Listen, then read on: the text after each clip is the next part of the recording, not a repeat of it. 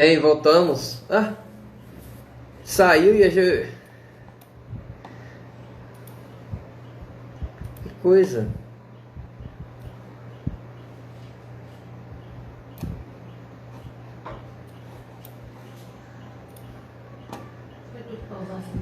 Não, voltou, saí. Irmã Clécia, Deus abençoe. Sem querer aqui, caiu. Não foi eu não, caiu. Deus abençoe, seja bem-vinda, amada. Em nome de Jesus, né? Amém. Entra em todo mundo aí de novo. Geraldo, graças a Pai de novo. Seja bem-vindo. Não sei o que aconteceu aqui que parou tudo, né? Mas estamos de volta, né? Todo mundo aqui voltando. Amém, amém, amém, amém. Glória a Deus, né? Geral, coisa boa, né? Coisa boa estar todos nós juntos novamente. Que coisa boa. Irmão Geraldo, graças a paz, querido. Graças a Deus, irmão, tudo em paz? Tudo em paz, graças a Deus. E o senhor, como é que se encontra aí, meu amado? Amém, amém. Coisa boa. Pastor Edmir, graça e paz, querido. Seja bem-vindo. Uma boa noite, está dizendo Pai de Cristo. Pai de Cristo, querido. Seja bem-vindo, fique à vontade. Rapaz, eu tentei colocar você aqui, o Instagram, não sei o que aconteceu, foi embora. Aí teve que voltar novamente. Mas graças a Deus está aqui todos os nossos irmãos que estavam, né? Estão voltando. Geraldo, hoje nós estamos novamente aqui com a exposição de Mateus, continuando aí a exposição de Mateus, né? No livro de Mateus, amados irmãos, que aqui está acompanhando aí, está com certeza tirando muitas lições para as suas vidas. Então, Deus abençoe cada um de vocês. Para nós é uma alegria muito grande, né? Como sempre falo, receber cada irmão que ficam na expectativa aqui e também receber aqui o nosso querido seminarista Geraldo, que está fazendo essa exposição de Mateus conosco. Bom, Geraldo, quero deixar você aqui à vontade nesse primeiro momento, ainda não é a palavra, eu sei que você né, precisa de muito tempo, porque expor a palavra não é fácil, e aí, quanto mais tempo, melhor. Mas, assim, eu quero, nesse primeiro momento, deixar você à vontade aqui para saudar os irmãos, ficar à vontade aí, meu amado. Certo. Eu quero agradecer, mais uma vez agradeço a Deus, em primeiro lugar, por essa oportunidade de estarmos juntos, louvando e agradecendo o nome do Senhor. Agradecer também ao irmão por essa oportunidade que você tem me dado, de estar aqui junto com os irmãos, compartilhando a palavra de Deus. E agradecer a PIB de Caporã, né, e a todos os irmãos que têm nos acompanhado, por essa oportunidade de estarmos juntos, mesmo no meio da pandemia, estarmos juntos, Verdade, adorando o Senhor. Isso é ser igreja. é. Verdade, verdade. Isso é ser igreja, exatamente. Mesmo na distância, juntos, né? Reunidos. Por quê? Porque o Deus que se faz presente aqui, ele se faz presente aí, né? É um Deus onipresente, o nosso Deus, né? Amém. E aí ele fala o seguinte, onde estivessem dois ou três, e aí mais, com certeza, reunido em seu nome, ele estaria no meio, né? Estaria entre, ele estaria ali, né? Então, com certeza, o Senhor nosso Deus, o nosso Senhor Jesus se encontra aqui e se encontra aí também com você. Com certeza, esse Jesus, ele é um Deus pessoal.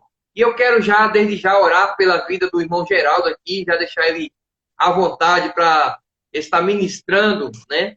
Ou expondo as escrituras aqui para nós, né? Colocando aquilo que Deus o fez enxergar dentro da passagem que ele leu, né? Então, que o Senhor possa estar te abençoando. Vamos orar?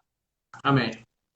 Senhor, nosso Deus, nosso querido e amado Pai, graças te damos, honras, louvores, Pai amado, porque sabemos que o Senhor é digno de toda honra, de todo louvor, de toda glória. Ó Deus amado, que tudo, ó Pai, que nós venhamos fazer seja para refletir sempre e sempre o Senhor. Ó Pai amado, que nós não sejamos, ó Pai, não venhamos ser, ó Deus, a causa principal, mas que nós venhamos, Pai amado, ser usado pelo Senhor para transmitir a tua glória para outras pessoas, a tua graça para outras pessoas. Ó Deus amado, e nesse momento nós queremos te agradecer pela oportunidade que o Senhor nos concede de estarmos aqui juntos como igreja. Ó Deus, como servos do Senhor, aquele que trabalha para o seu Senhor de forma a ter alegria no seu coração. Esse é o nosso sentimento, Pai, hoje é estar aqui diante do Senhor, fazendo a tua obra com alegria, com singeleza de coração diante do Senhor. Nos dê, Pai amado, sempre, nos dê sempre a oportunidade de trabalhar para o Senhor.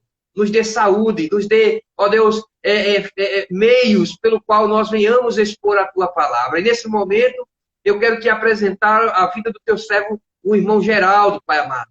Geraldo que estará trazendo aqui a exposição, Deus, de uma porção da tua palavra.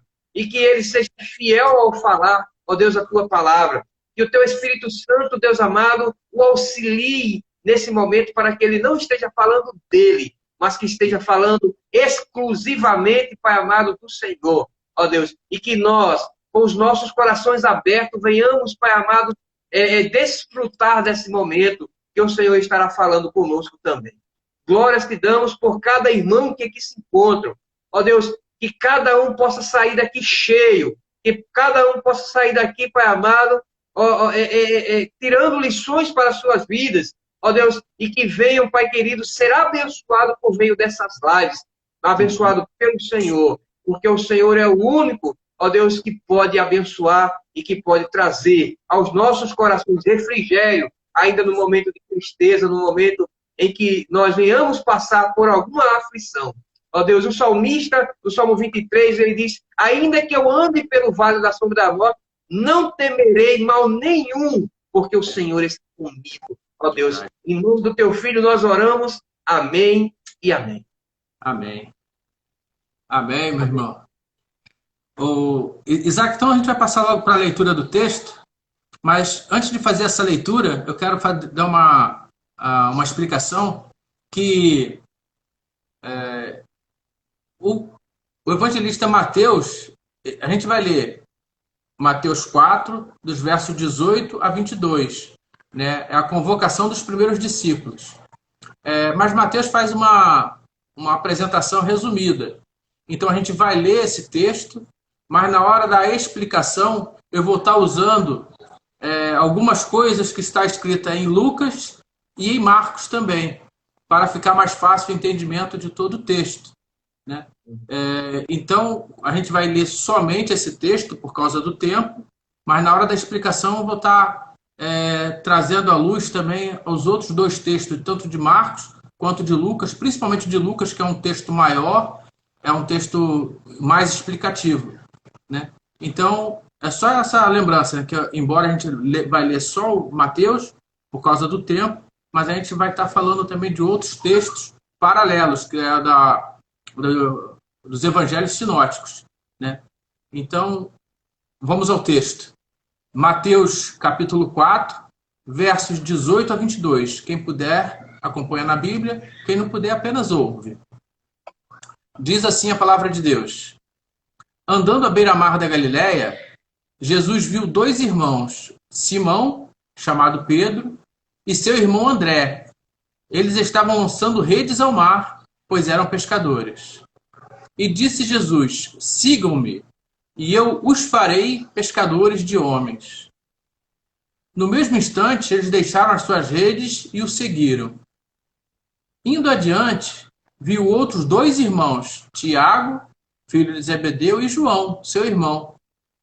Eles estavam num barco com seu pai, Zebedeu, preparando as suas redes. Jesus os chamou e eles imediatamente deixaram o barco, seu pai e o seguiram.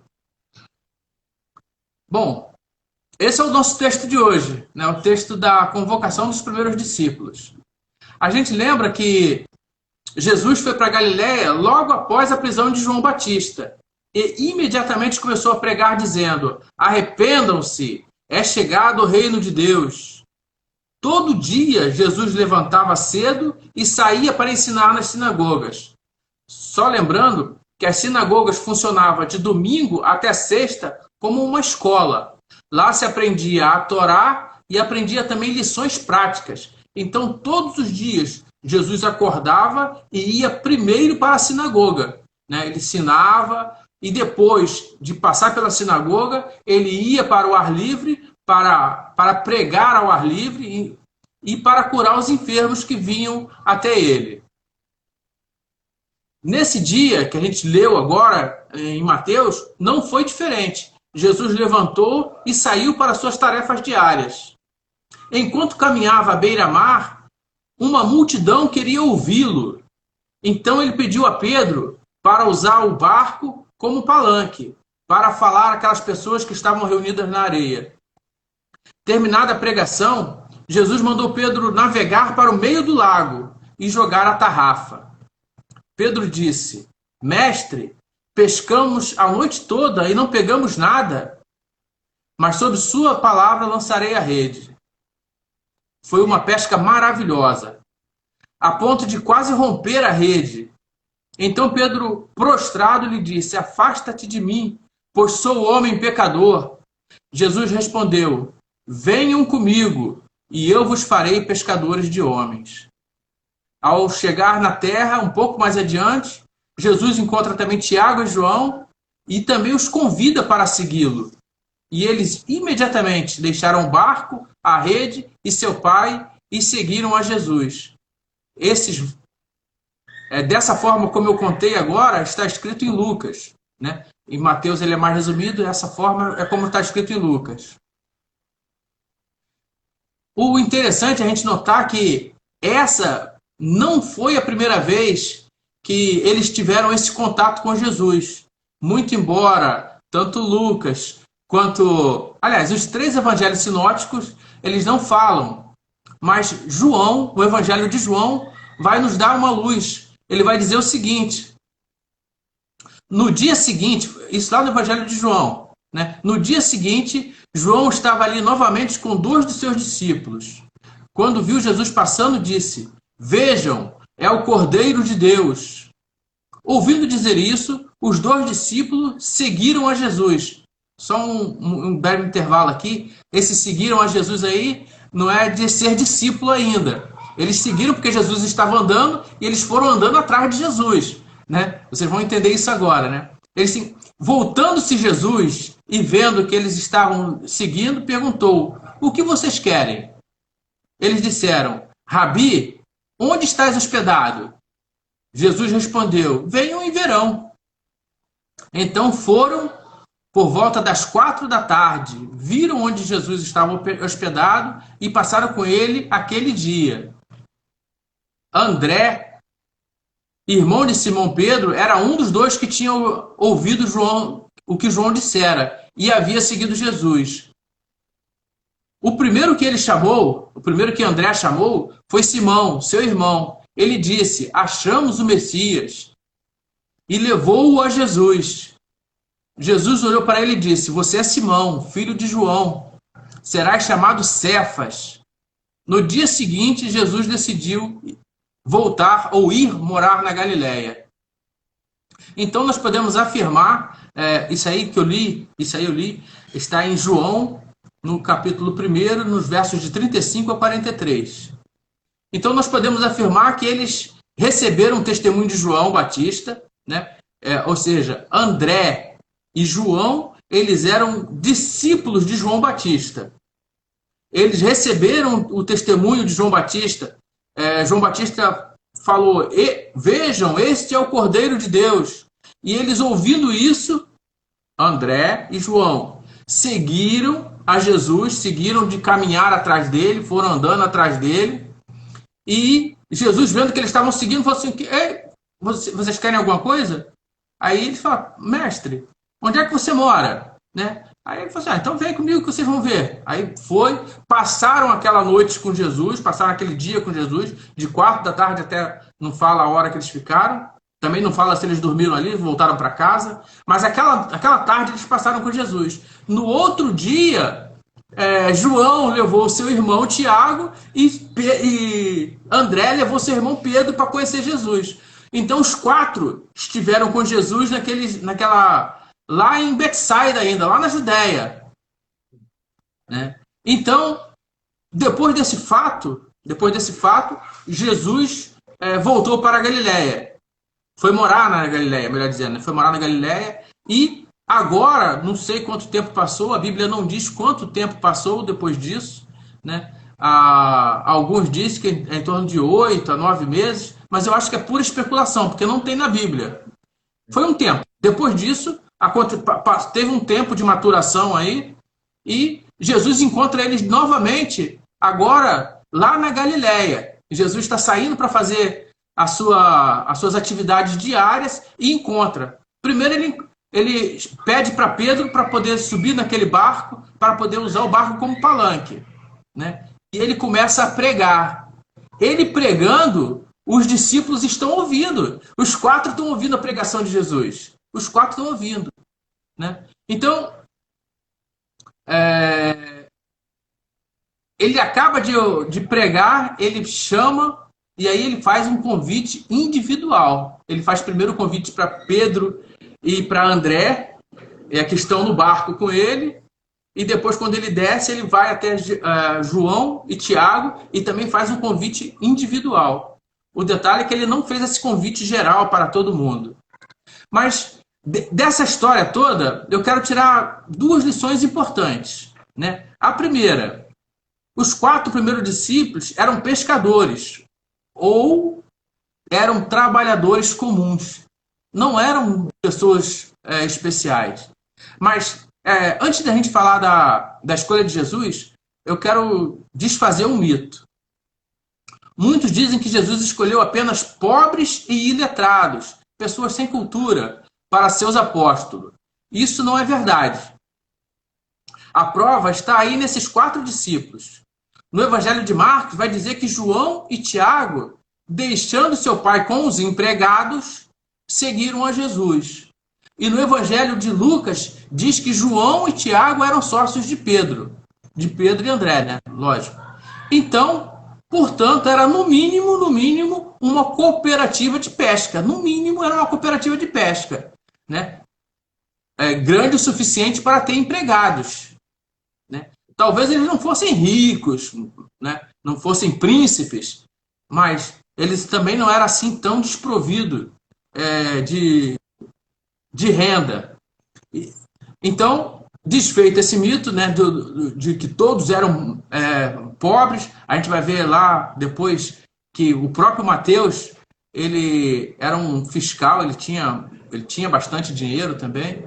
Então, Jesus escolheu discípulos de todas as camadas da sociedade. Não foi só pobre, não foi só rico, foi de todas as camadas da sociedade, né? Então, entenda isso. Jesus, eu falei na outra pregação, né? Jesus não faz acepção de pessoas.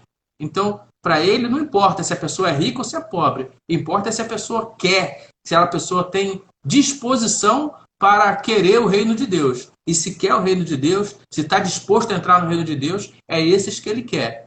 Então, desfeito esse mito, vamos voltar para a escolha de Jesus, né? Aqueles 4 homens, então, eram trabalhadores comuns. Ou seja, eles não eram rabinos, não era da elite sacerdotal, ou não era qualquer tipo de religioso. Então a gente pode pensar que os religiosos, como saduceus e fariseus, eram orgulhosos e não estavam aptos para mudar o seu entendimento da lei. Isso nós sabemos através da Bíblia. A Bíblia diz isso. E havia muita adição da Torá, né? A adição aí é a interpretação.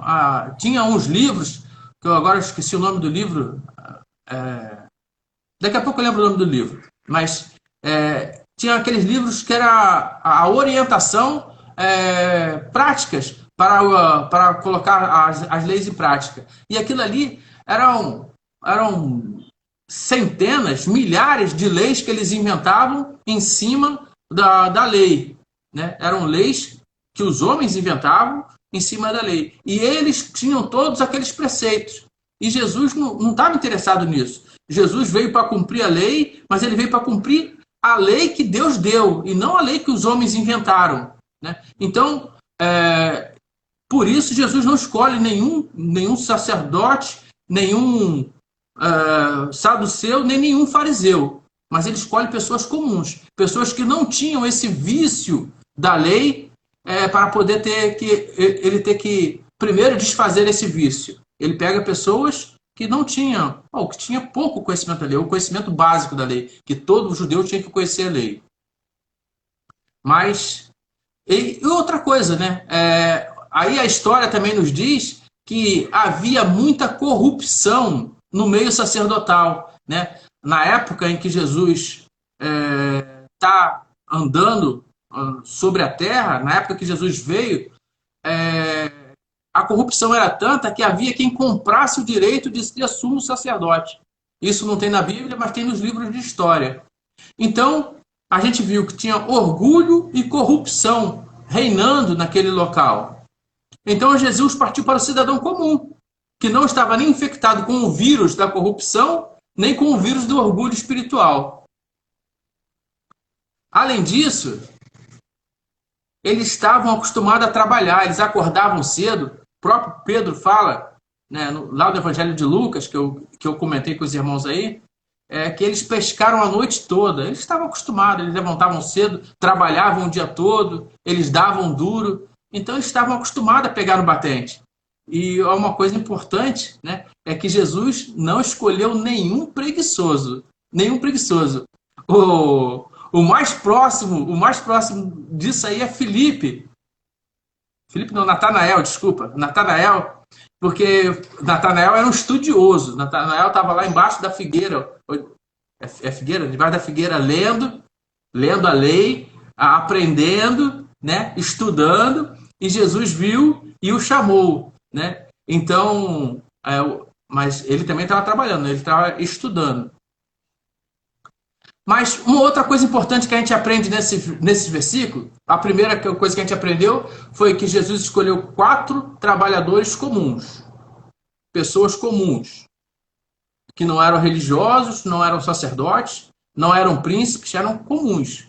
Não importa aí se eles eram ricos ou se eram pobres, importa é que eles eram pessoas comuns. Comuns como eu e como você também. E a segunda coisa que a gente vai aprender aqui é que existem níveis de compromisso. Níveis de compromisso com Deus.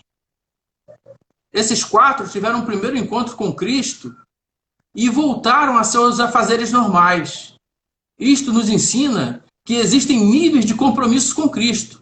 Após o primeiro encontro, Jesus não pediu que eles largassem tudo para segui-lo. Houve um tempo de maturação e reflexão. Porque Jesus diz na parábola da torre, lá em Lucas, o seguinte: qual de vocês, se quiser construir uma torre, primeiro não se assenta e calcula o preço, para ver se tem dinheiro suficiente para completá-la? Pois se lançar o alicerce e não for capaz de terminá-la, todos os que a virem rirão dele, dizendo: este homem começou a construir e não foi capaz de terminar. Ou qual é o rei que, pretendendo sair à guerra contra outro rei, primeiro não se assenta e pensa se com 10.000 é capaz de enfrentar aquele que vem contra ele com 20.000. Se não for capaz, enviará uma delegação, enquanto o outro ainda está longe, e pedirá um acordo de paz. Então, a gente percebe que Jesus ele está dizendo que existe um tempo de maturação e reflexão. Uma vez que recebemos o convite de Cristo, a gente tem esse primeiro contato com Cristo, nós temos um tempo de maturação. Todas as pessoas têm. Todos têm esse tempo de maturação. Uns amadurecem mais rápido, outros demoram mais tempo para amadurecer. Mas todos temos que amadurecer, né? Esse amadurecer que Jesus está falando nessa parábola que eu acabei de ler para vocês, que está lá em Lucas, ela diz, ela faz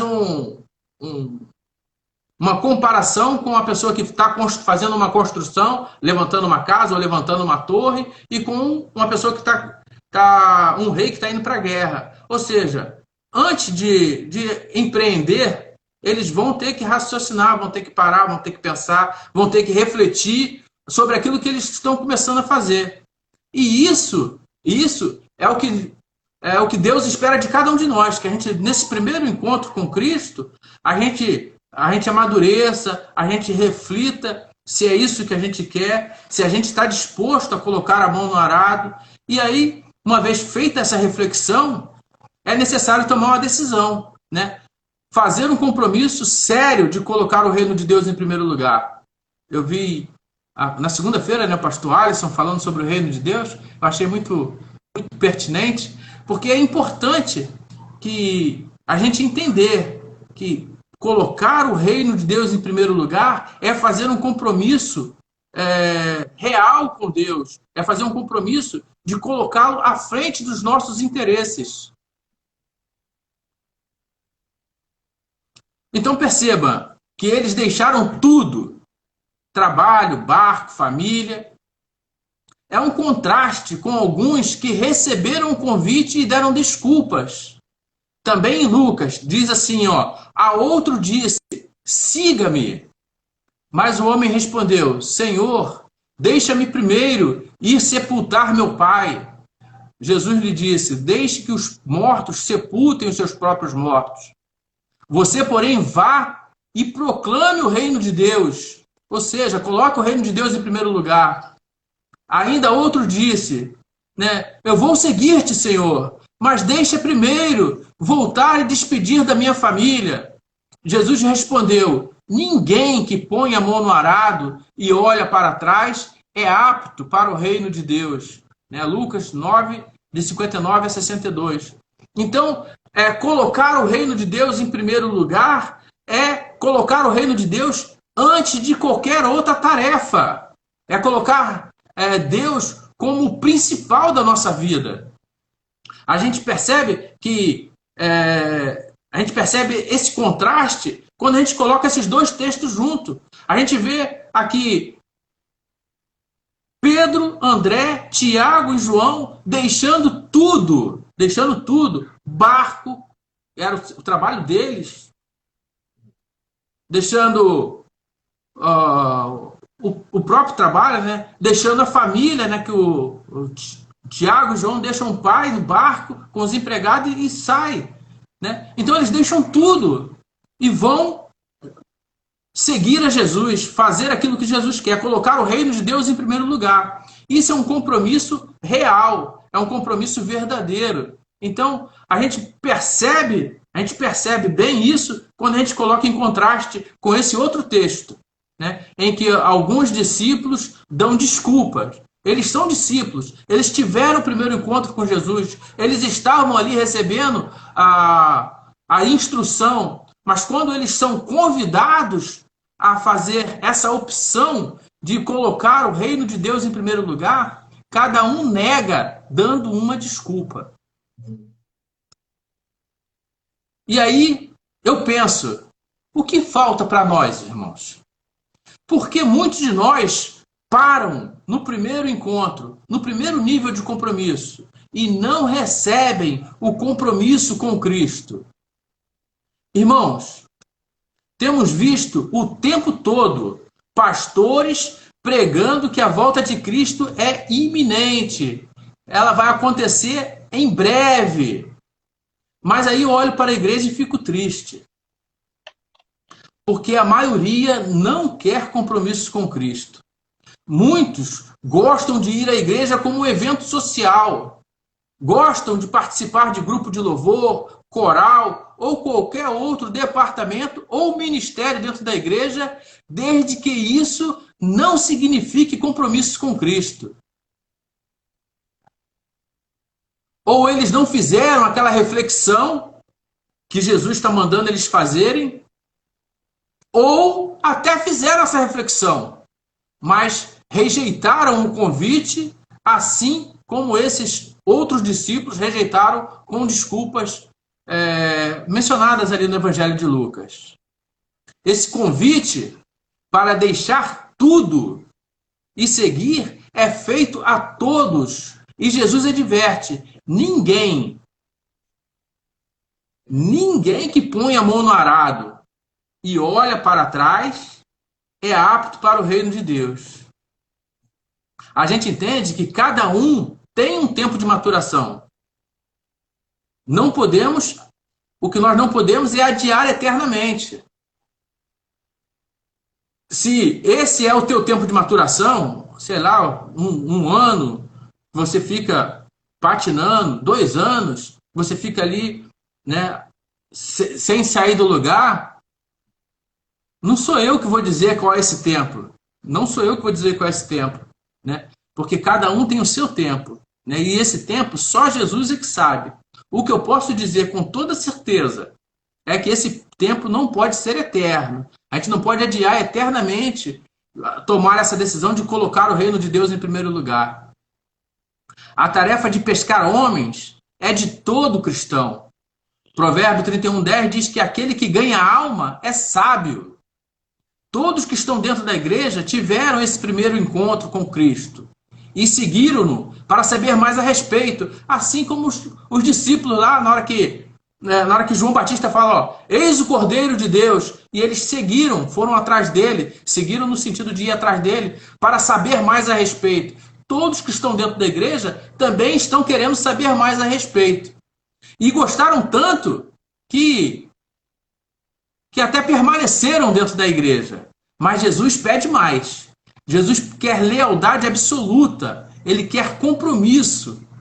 Jesus tem nos dado tempo para essa maturação, mas quer que eu e você tomemos uma decisão. Estar na igreja não é estar no reino de Deus.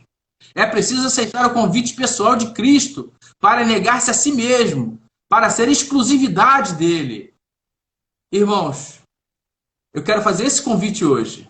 Tome hoje essa decisão de aceitar o convite de Cristo para ser um seguidor, para ser compromissado com Ele, para colocar o reino de Deus em primeiro lugar. Amém? Amém. Eu vou fazer uma oração, amigo. Meu irmão, eu tenho tentado diminuir. Eu tenho pelo menos mais 2 pontos importantes nesse versículo, que Jesus fala que eu os farei pescadores de homens, né? Que é interessante a gente entender que é Cristo quem faz, não somos nós. Por isso a gente deve aceitar o convite, porque não depende de nós, depende dele. Nós só temos que aceitar o convite. Mas aí ia passar muito desses 40 minutos, que eu já estou aqui há 40 minutos falando. Então ia passar muito desses 40 minutos. Então eu acho que até aqui dá para entender bem que esses 4 versículos, né? Esses 4 versículos, que diz que ele escolheu esses 4 versículos para ter um compromisso maior com ele. E eles aceitaram e largaram tudo para estar com Cristo. Eles aceitaram esse compromisso. Após um tempo de maturação, eles aceitaram esse compromisso. Então eu vou orar agora e depois a gente vai ficar livre para conversar um pouco. Amém. Oremos. Deus amado, eterno, santo, bendito e glorioso, aqui estamos, Pai, na tua presença. Pai, eu te peço que o Senhor esteja abençoando, Pai, a nossa igreja, a igreja do Senhor, a igreja espalhada pela face da terra, que cada um de nós, Pai, possa estar fazendo esse compromisso contigo de colocar o reino de Deus em primeiro lugar. Ajuda-nos, Deus, nessa tarefa, porque é tu mesmo quem diz, Deus, que é tu quem vai nos fazer pescadores de homem. Então transforma-nos, perdoa os nossos pecados, em nome de Jesus. Amém.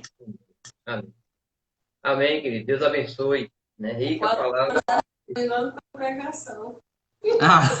A minha esposa está falando aqui que o quadro ali dos pescadores ali da parede estava combinando com a pregação. Verdade.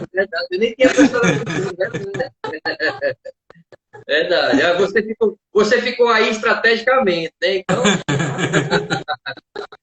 Deus abençoe, Geraldo, pela sua vida. Glória a Deus, né, por essa exposição da palavra do Senhor. E que nós venhamos a seguir o chamado de Jesus verdadeiramente, né? Quando aqueles pescadores, quando aqueles homens, né, Geraldo, estavam fazendo algo, né, não somente os pescadores, mas Mateus, por exemplo, que estava também coletando impostos ali quando Jesus passa e tal, eles deixam tudo. Sim. Eles deixam tudo para seguir a ordem do mestre. Amém. Então, não estou dizendo isso para você pedir demissão do seu emprego. Não, pelo amor de Deus, não é isso. Calma. Tenha calma. Né? Porque às vezes a pessoa fala assim, não, os pescadores estavam lá e deixaram de pescar, deixaram de trabalhar e foram seguir Jesus. Não é isso, amado. Você, literalmente, lá foi sim. Lá foi, literalmente. Eles deixaram aquilo que eles estavam fazendo e seguiram Jesus a ponto de o evangelho chegar até nós, porque aqueles homens, né, lá em Atos, eles entenderam que a missão de pescar homens, qual era a missão que Jesus estava dando para eles. Então, quando eles entendem isso, eles morrem por causa disso. Eles se entregam a própria vida por causa daquilo que Jesus tinha falado para ele. Olha, vocês vão parar de pescar homens e vocês vão parar de pescar peixes para pescar homens. Então, quando eles entendem isso, eles morrem por isso. Sim. Hoje, né, Geraldo, e hoje nós estamos aqui fruto desse pescar de homens, né? E Jesus fala.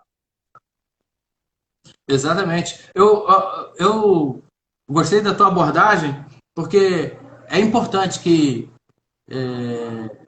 colocar o reino de Deus em primeiro lugar é uma necessidade. É uma necessidade. Para alguns, como os pastores de tempo integral, os missionários, eles não vão ter outro trabalho a não ser esse, de se dedicar ao reino de Deus 24 horas por dia. Mas aqueles que não são pastores ou que não são missionários, eles vão continuar trabalhando, mas eles serão representantes do reino de Deus, aonde eles estiverem. Eles vão anunciar o reino de Deus aonde eles estiverem, através das suas atitudes, através das suas palavras, que às vezes a gente prega também com atitude, né? Às vezes a gente prega falando e às vezes a gente prega agindo, né? As pessoas notam a tua diferença. Então, eles vão ser agentes do reino de Deus. Eles vão proclamar o reino de Deus aonde eles estiverem. Isso é colocar o reino de Deus em primeiro lugar.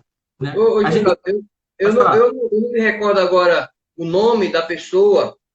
Foi um dos pregadores muito famosos, mas eu não me lembro agora o nome dele. Mas ele disse assim, pregue com a sua vida. Ah, não, é bíblico também, não sei se eu não me recordo. Vamos lá. A frase é: pregue com a sua vida. Se for preciso, fale. Se for preciso, fale, né? Então, assim, eu acho que o exemplo é a pregação maior do cristão. Sim. Né? O exemplo, né? Aquele que alguém olha e fala, rapaz, tem gente que fala assim, eu já escutei muitas pessoas falando as duas afirmações que eu vou falar agora. Mas escutei muito mais falando assim: quando eu ser crente, nunca quero ser como fulano.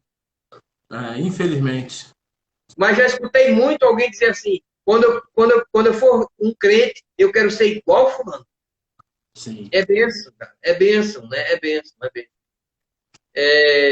Amados, assim, graças a Deus, estamos concluindo aqui essa live hoje. O irmão Geraldo trouxe aí Mateus, capítulo 4, a partir do verso quanto, Geraldo? 18 a 22. 18 a 22, né? E na próxima quinta-feira continuaremos a exposição de Mateus. Tá bom, amados? Então, eu quero pedir que vocês orem pela vida de Vitória. Né? Nesse momento, eu vou até pedir ao irmão Geraldo, sei que ele já orou, mas a gente orar novamente, agora específico, pela vida de Vitória. Vitória é uma jovem aqui que era da nossa igreja, está em outra igreja, mas é uma pessoa muito amável, é uma pessoa muito, sabe, muito doce, uma jovem de 15 anos ainda, adolescente, passando para a juventude, né, nessa fase, e ela está internada com sérios problemas de saúde, e assim, só Jesus, os médicos falaram, olha, a gente não pode fazer qualquer coisa, só Jesus, foi uma coisa assim, muito de repente, muito, né, mas assim, que nós possamos estar intercedendo pela vida da serva do Senhor, né? E se for da vontade do Senhor, né? A vontade que a gente tem é que ela volte, retorne para o seio da sua família, mas não é a nossa vontade que prevalece, a que prevalece é a vontade do nosso Deus, E aí, Deus é quem vai fazer o milagre, né, da forma que ele achar melhor fazer, né? Então, a gente tem que orar, entregando na mão do Senhor, pedindo com certeza um milagre. E eu quero convidar você, Geraldo, a orar nesse momento. Certo, oremos. Santo Deus, ainda estamos na tua presença, agradecido pelas bênçãos que o Senhor tem derramado, agradecido, Deus, pela sua presença em nossas vidas, porque é a sua presença que transforma nossas vidas e que nos dá a vitória, Deus. Pedimos, Pai, que o Senhor seja com a irmã Vitória, Deus, aonde ela está, Deus, que o Senhor possa estar abençoando aqueles médicos que estão trabalhando, Deus, que o Senhor possa estar abençoando, Pai, toda a equipe médica que está assistindo a tua serva, Deus, que eles possam estar sendo usados como instrumento teu para levar a cura àquela jovem, Deus. Pedimos, Pai, que o Senhor derrame a tua unção de cura sobre a vida daquela jovem, em nome de Jesus. Amém. Amém, querido. Eu quero deixar você à vontade aqui para agradecer aqui os nossos irmãos que entraram. Amém. Fique à vontade. Eu quero agradecer, né, mais uma vez, a PIB de Caporã, né, e quero agradecer também aos irmãos, aos meus amigos e irmãos de outros estados que estão aqui conosco, né? Eu estou com a minha irmã Sandra, está aí conosco. A Sandra tem acompanhado junto comigo aqui, né? Todo dia a gente está junto aqui, junto com você. Ela é lá do Rio de Janeiro. A Aline, esposa do meu sobrinho, também lá do Rio de Janeiro. A Rosane, do Rio de Janeiro também. A Juliana, de Salvador. E a Jane, lá de Juiz de Fora, que estão conosco aqui.